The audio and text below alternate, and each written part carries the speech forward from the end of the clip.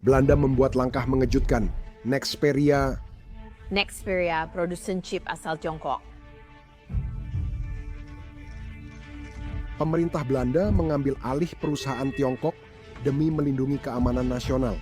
Ini terjadi di tengah perang dagang Tiongkok-Amerika Serikat saat Belanda dan Eropa kini jelas mengambil sikap. Pemerintah Belanda telah mengambil alih Nexperia. Menteri Ekonomi Belanda menyatakan langkah ini didorong kekhawatiran keamanan nasional. Seperti akan dibahas nanti, Belanda punya aset strategis lain, ASML, yang dapat digunakan dalam perang dagang melawan Tiongkok. Wingstech dan Beijing sama-sama mengecam langkah Belanda. Tapi pertama-tama, mari kita bicara tentang perusahaan yang baru saja diambil alih. Nexperia adalah bisnis semikonduktor berbasis di Belanda dengan pabrik di Jerman. Dengan kapitalisasi pasar di atas dolar 50 miliar dan pendapatan 2024 lebih dari 2 miliar dolar ini perusahaan besar. Mereka memproduksi 100 miliar semikonduktor tiap tahun. Produk mereka cukup sederhana di dunia chip. Bukan yang sangat rumit seperti NVIDIA atau Advanced Micro Devices. Kamu bisa membandingkannya dengan Moore dan Baud di industri teknologi. Ini digunakan di berbagai elektronik konsumen, tapi sangat penting untuk industri otomotif Eropa. Tanpa chip ini, Eropa tak bisa membuat mobil listrik. Jadi sudah jelas mengapa bisnis ini sangat penting untuk masa depan ekonomi Eropa. Tapi, ini bukan hanya penting untuk ekonomi saja, chip-chip Nexperius bersifat dual use, sehingga juga dapat digunakan militer. Hal ini terbukti menyakitkan ketika media Belanda pada 2023 menemukan chip Nexperia dipakai Rusia. Padahal, Belanda mendukung Ukraina serta memberikan sanksi berat ke Rusia. Kremlin berhasil membeli jutaan chip Belanda melalui perantara Tiongkok yang mencurigakan. Rusia memakai chip ini di drone untuk membom Ukraina dengan dampak yang menghancurkan. Namun, itu bukan alasan pemerintah Belanda mengambil alih Nexperia. Masalah utamanya, pada 2018 perusahaan Tiongkok Wingtech Technology membeli perusahaan itu. Wingtech sebagian dimiliki negara dan diawasi Komisi Pengawasan dan Administrasi Aset Milik Negara dari Dewan Negara. Itu berarti Partai Komunis Tiongkok memiliki suara dalam apa yang dilakukan Wingtech dan mereka bisa memiliki pengaruh atas Nexperia. Namun karena perusahaan tersebut diperdagangkan secara publik, kesepakatan itu sepenuhnya legal. Namun, hal ini menimbulkan pertanyaan. Mengapa perusahaan Tiongkok membeli produsen chip penting Eropa pada 2022? Upaya Nexperia membeli Newport Wafer Fab di Inggris diblokir pemerintah Inggris. Demi keamanan nasional, mereka melarang perusahaan Tiongkok membeli infrastruktur semikonduktor penting. Newport Wafer Fab akhirnya dijual ke perusahaan semikonduktor Amerika. Tapi berbeda dengan Inggris, Belanda awalnya tidak terlalu khawatir. Tahun 2023, mereka mengizinkan Nexperia membeli startup teknologi Belanda meski ada investigasi keamanan nasional terkait hubungan Nexperia dengan Tiongkok. Tidak menimbulkan kekhawatiran. Namun pada 30 September, Kementerian Urusan Ekonomi Belanda tiba-tiba mengambil alih kendali nasional perusahaan itu. Perusahaan diberitahu bahwa tidak boleh mengubah aset, kekayaan intelektual, operasi bisnis, atau personel selama 1 tahun. Keesokan harinya, 3 eksekutif Belanda dan Jerman pergi ke pengadilan Amsterdam untuk meminta campur tangan, bukan menentang keputusan. Ada masalah dengan Chief Executive Officer Tiongkok yang mengendalikan Nexperia yang langsung dicopot dan diskors dari jabatannya. Seluruh saham Wingtech dan perusahaannya ditempatkan di bawah pengelolaan oleh seseorang yang tidak disebutkan namanya. Semua ini terungkap ke publik pada tanggal 12 Oktober. Itu berita mengejutkan karena pemerintah menyita perusahaan tampak melampaui batas di ekonomi pasar bebas. Namun, jelas ada sesuatu yang sangat salah terjadi di perusahaan itu. Pemerintah Belanda tidak merinci banyak, hanya menyebut adanya ancaman terhadap kesinambungan, perlindungan pengetahuan, dan kemampuan teknologi penting di Belanda dan Eropa. Wingtech bisa saja mencoba mencuri kekayaan intelektual dan mentransfernya ke pesaing di Tiongkok, atau bisa juga mencoba memindahkan proses manufaktur ke Tiongkok. Namun, langkah itu bisa jadi bagian dari permainan catur geopolitik yang lebih besar. Amerika Serikat ingin Eropa mengurangi ketergantungan pada Tiongkok dan memiliki pengaruh besar di Belanda lewat NATO. Di Uni Eropa dan Brussel, mereka juga khawatir pengaruh Tiongkok pada perusahaan itu. Negara seperti Jerman memiliki industri yang sangat bergantung pada chip Nexperius dan tak siap menghadapi risiko dari Tiongkok. Uni Eropa telah berkomunikasi intens dengan Belanda, kemungkinan mendorong pemerintah Belanda ke batasnya. Alasan hukum untuk pengambil alihan tersebut adalah undang-undang Belanda yang disebut Undang-Undang Ketersediaan Barang. Undang-undang ini dibuat tahun 1952 guna persiapan ekonomi jika terjadi perang dengan Uni Soviet. Kritikus menilai undang-undang itu digunakan kreatif untuk menargetkan perusahaan. Namun, pihak lain menunjukkan bahwa Tiongkok sudah menjadi ancaman besar bagi keamanan nasional, terutama setelah Tiongkok mengambil langkah untuk memanfaatkan monopoli mineral tanah jarangnya sebagai senjata. Jika Tiongkok membatasi mineral tanah jarang ke barat, ekonomi mereka bisa sangat dirugikan. Kekurangan mineral tanah jarang berarti Anda tidak bisa membuat ponsel pintar, kendaraan listrik, turbin angin, bahkan sebagian besar peralatan pertahanan modern. Itu akan menjadi bencana. Namun, Belanda masih punya satu kartu terakhir yang bisa sangat menghambat ekonomi Tiongkok.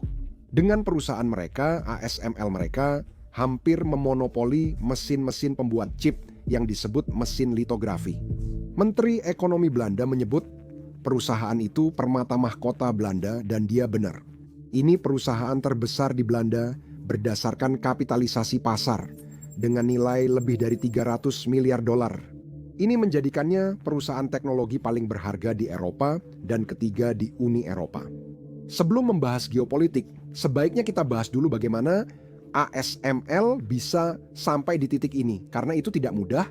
ASML sebenarnya didirikan oleh dua perusahaan induk, yaitu Philips dan ASM International.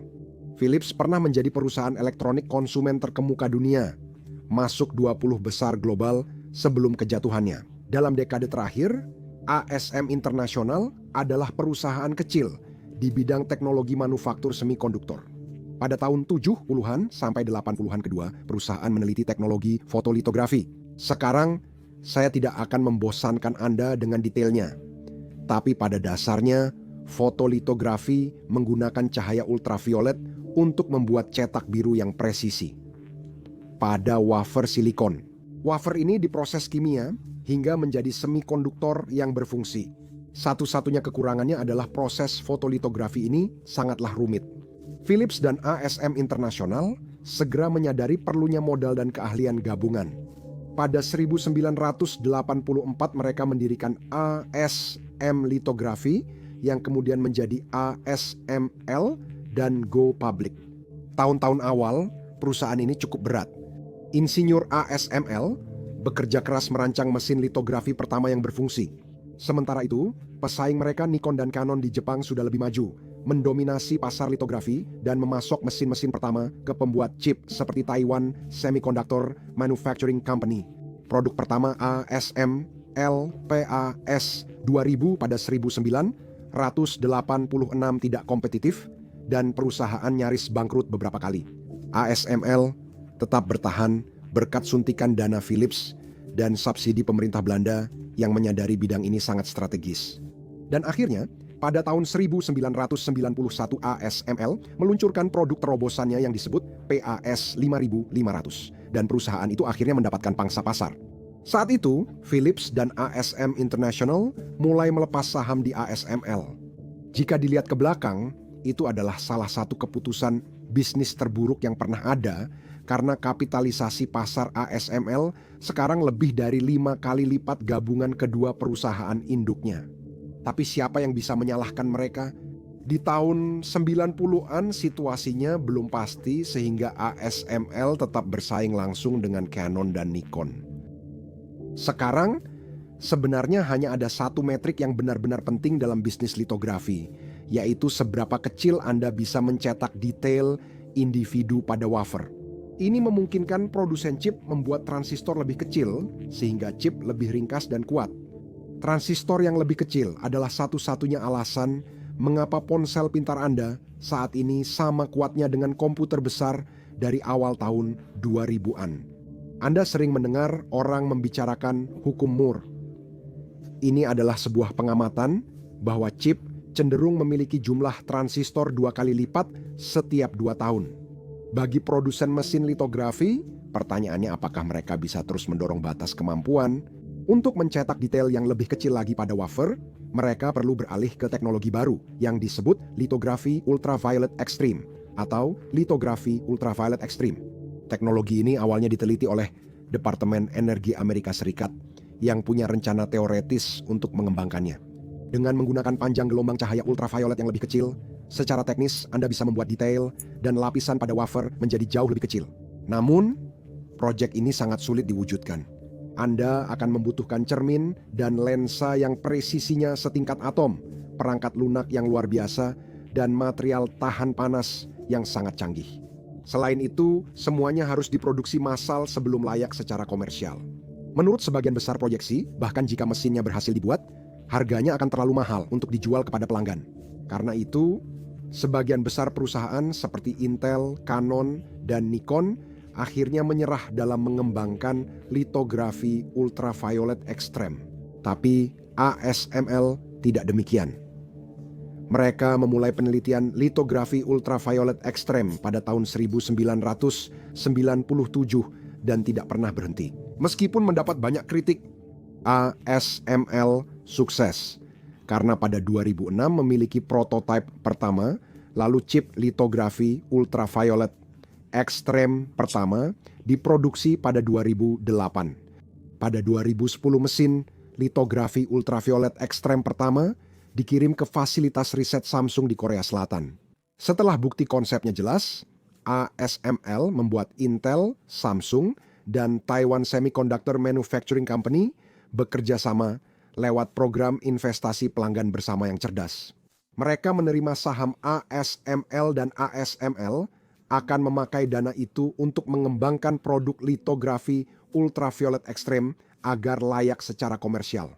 Setelah bertahun-tahun investasi dan penyempurnaan rantai pasokan, mesin-mesin itu siap diproduksi massal pada 2017 setelah 2 dekade. Produk akhirnya adalah mesin seharga $100 juta seukuran bus tingkat, terdiri dari 10.000 komponen dari 5.000 pemasok. Cermin dari perusahaan German Zeiss berperan besar. Cermin-cermin itu mungkin benda buatan manusia paling datar dengan kelicinan kurang dari 1 atom. Perbandingan yang gila adalah jika cermin-cermin ini sebesar Jerman, gunung tertingginya hanya setinggi 1 mm. Namun, cara mesin ASML menghasilkan cahaya litografi ultraviolet ekstrem bahkan lebih luar biasa. Mereka melepaskan 50.000 tetesan per detik ke dalam ruang hampa udara dengan 25 mikrometer atau kira-kira sebesar sel darah putih manusia. Tetesan-tetesan itu diubah laser presisi menjadi plasma yang memancarkan cahaya litografi ultraviolet ekstrem. Sistem cermin kompleks memfokuskan berkas cahaya mirip litografi ultraviolet ekstrem ke wafer dengan presisi nanometer, menciptakan pola rumit. Meski sudah meneliti, tetap sulit memahami cara kerjanya. Dan tidak heran, kita sedang melihat apa yang kemungkinan merupakan mesin komersial paling kompleks yang pernah dibuat. Para peneliti di ASML juga telah mengembangkan teknologi baru yang lebih rumit, yaitu High Numerical Aperture Lithography Ultraviolet Extreme. Saya tak bahas fisikanya, angkanya sudah jelas. ASML menjual mesin-mesin itu seharga $380 juta per unit dan beratnya sama dengan 2 pesawat. Airbus A320. Dibutuhkan 10.000 orang berbeda untuk membuat satu. ASML kini memegang monopoli yang layak mereka dapatkan dan sampai sekarang jadi satu-satunya pemasok litografi ultraviolet ekstrem. Monopoli ini sukses. ASML meraih penjualan $30 miliar dan laba bersih $8 miliar Amerika Serikat di 2024. Ini tumbuh dengan sangat cepat karena permintaan chip global sedang melonjak dan para produsen chip berlomba-lomba untuk memperluas produksi. ASML berada dalam situasi yang unik sebagai sebuah bisnis karena faktor pembatasnya bukanlah permintaan, melainkan seberapa banyak yang bisa mereka produksi. Sebagian besar uang mereka dipakai untuk ekspansi, sebab ASML cepat membangun pabrik baru dan merekrut karyawan. Sebagian besar ekspansi terjadi di Veldhoven, Belanda, di mana ASML memiliki perakitan akhir dan kantor pusatnya. Kini perusahaan ini memiliki 60 lokasi di 16 negara Eropa, Amerika Utara, dan Asia, sehingga menjadi perusahaan multinasional. Belanda khawatir karena ASML mengancam akan memindahkan jalur perakitan akhir jika wilayah itu tak bisa menampung semua karyawan barunya. Mayoritas karyawan ini dari luar negeri membutuhkan visa dan tempat tinggal. Pemerintah Belanda segera merespons dengan mengalokasikan 3 miliar dolar untuk pengembangan kota serta menyetujui pembangunan kawasan industri dan perumahan baru. Ekspektasi pertumbuhan untuk ASML sangat tinggi. Perusahaan ini diperdagangkan di pasar saham dengan harga 35 kali pendapatan tahunannya. Namun terlepas dari semua ini, selalu ada risiko persaingan. Sebagai contoh, peneliti Jepang baru-baru ini mengklaim bahwa mereka menemukan metode yang jauh lebih mudah untuk menggunakan teknologi litografi ultraviolet ekstrem. Namun masih harus dilihat apakah ini benar-benar berhasil. Kebanyakan orang cenderung setuju bahwa ASML memiliki keunggulan 10 hingga 15 tahun di depan para pesaingnya. Mereka satu-satunya yang teliti litografi ultraviolet ekstrem hampir 2 dekade. Melihat rumitnya mesin mereka, sulit membayangkan perusahaan lain bisa segera menyalip. ASML punya miliaran dolar yang siap digunakan, sehingga sulit dikalahkan dalam riset dan pengembangan. Saat perusahaan lain baru bisa menyamai teknologi litografi ultraviolet ekstrem ASML, mungkin sudah punya teknologi yang lebih maju. ASML kemungkinan besar tetap jadi fondasi utama industri teknologi modern. Segala sesuatu, mulai dari komputer dan ponsel pintar hingga pusat data dan kecerdasan buatan, akan bergantung pada mesin-mesin ASML. Dan bahkan perusahaan-perusahaan terbesar yang kita kenal saat ini, termasuk Apple dan NVIDIA, tidak akan bisa berfungsi tanpa ASML. Hal yang sama juga berlaku untuk militer, yang sangat bergantung pada teknologi semikonduktor. Memahami hal ini, mudah melihat mengapa perusahaan itu menarik perhatian geopolitik, seperti yang akan kita bahas. Lihat ini dalam konteks persaingan kekuatan besar Amerika Serikat dan Tiongkok yang sama-sama ingin jadi ekonomi termaju dunia. Semikonduktor tampaknya akan berperan utama dalam hal ini. McKinsey memperkirakan kecerdasan buatan akan menambah 24 triliun dolar per tahun ke ekonomi global. Kecerdasan buatan tak mungkin ada tanpa chip modern. Sementara itu, baik Washington maupun Beijing menginginkan militer paling mematikan di luar sana, dan chip sekarang menjadi bagian fundamental dari hal ini. Pentagon menyatakan microchip mendukung hampir semua sistem militer, seperti kapal, pesawat, tank, amunisi jarak jauh, radar, komunikasi, satelit penglihatan malam, dan sensor. Hal ini hanya akan menjadi semakin penting di masa depan.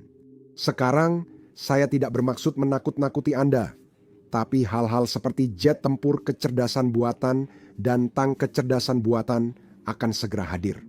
Pada 2028 Amerika Serikat ingin punya 1.000 pesawat tempur otonom tanpa awak. Rusia sedang membangun tank otonom untuk digunakan di Ukraina. Semua sistem ini memerlukan semikonduktor, idealnya yang memiliki daya pemrosesan tertinggi. Pada 2018 Belanda menyetujui lisensi ekspor agar ASML bisa mengekspor mesin litografi ultraviolet ekstrem ke Tiongkok. Donald Trump sedang menjabat di Washington saat itu dan pemerintahannya tidak menyukai hal ini.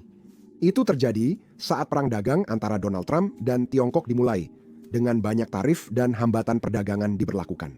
Amerika Serikat tidak ingin teknologi sepenting mesin litografi ultraviolet ekstrem jatuh ke tangan Tiongkok meskipun mesin tersebut tidak dibuat di Amerika Serikat. Washington mengirim delegasi ke Belanda dan menekan mereka mencabut izin ekspor.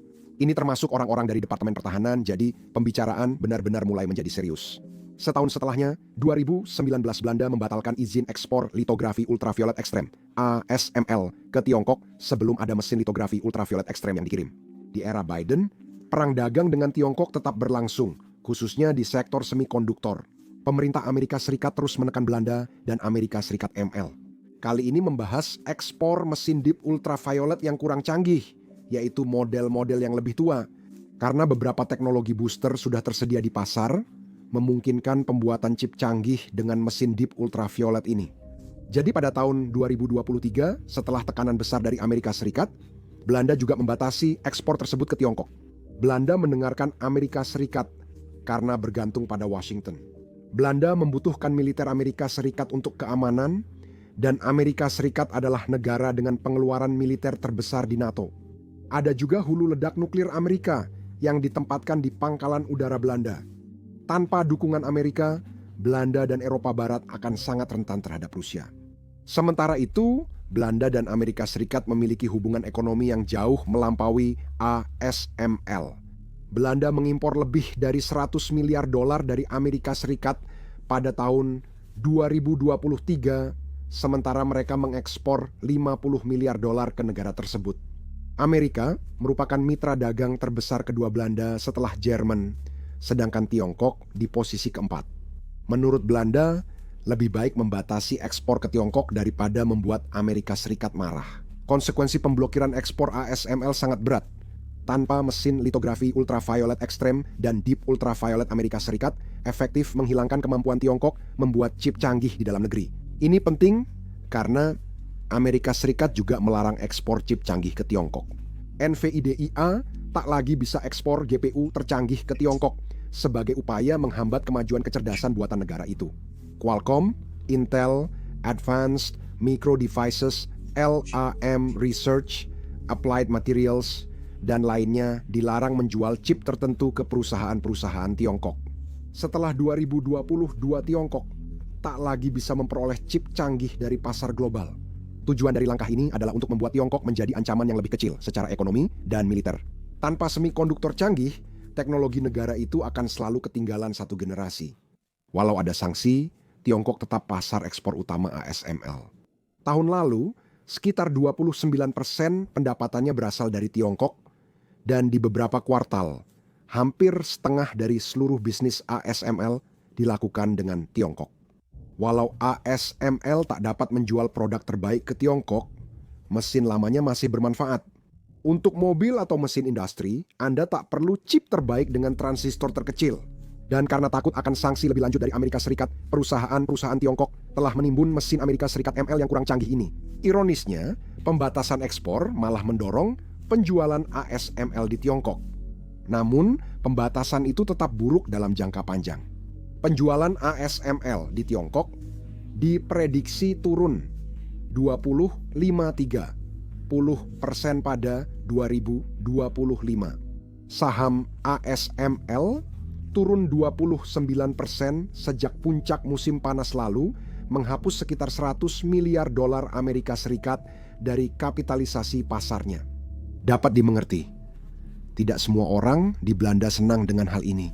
Sejumlah politisi di parlemen Belanda menilai Amerika tidak menghormati kedaulatan mereka karena terlalu menekan pembatasan perdagangan.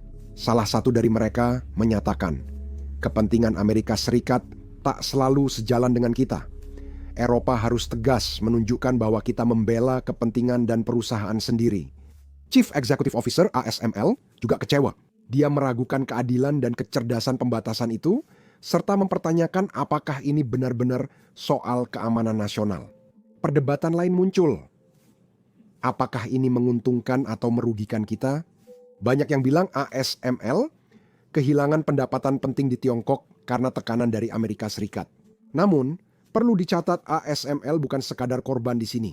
Pendapatan yang hilang di Tiongkok dapat tergantikan oleh pendapatan baru di Amerika Serikat dan Eropa akibat onshoring atau reshoring. Di Eropa dan Amerika, politisi ingin pabrik chip lokal agar tidak bergantung pada pihak lain untuk ekonomi mereka. Terutama bukan Taiwan Semiconductor Manufacturing Company di Taiwan karena risiko geopolitik di sana dengan Tiongkok. Mantan Presiden Amerika Serikat Biden menandatangani CHIPS Act 2022 mengalokasikan 50 miliar dolar untuk produksi chip domestik dan insentif hingga 280 miliar dolar. Hal ini memicu ledakan manufaktur chip. Perusahaan seperti Intel, Global Foundries, dan Taiwan Semiconductor Manufacturing Company cepat memperluas dan membangun lokasi baru. Setelah CHIPS Act, lebih dari 90 pabrik baru diumumkan dan investasi perusahaan melebihi $500 miliar. Uni Eropa mengikuti langkah ini lewat CHIPS Act mengalokasikan sekitar 45 miliar dolar investasi publik dan swasta. Sekarang, semua pabrik baru ini akan membutuhkan mesin litografi, yang berarti ini adalah saatnya ASML mendapatkan keuntungan. Penurunan permintaan dari Tiongkok bukan akhir dunia bagi ASML. Begitu juga pembatasan perdagangan bukan akhir bagi Tiongkok.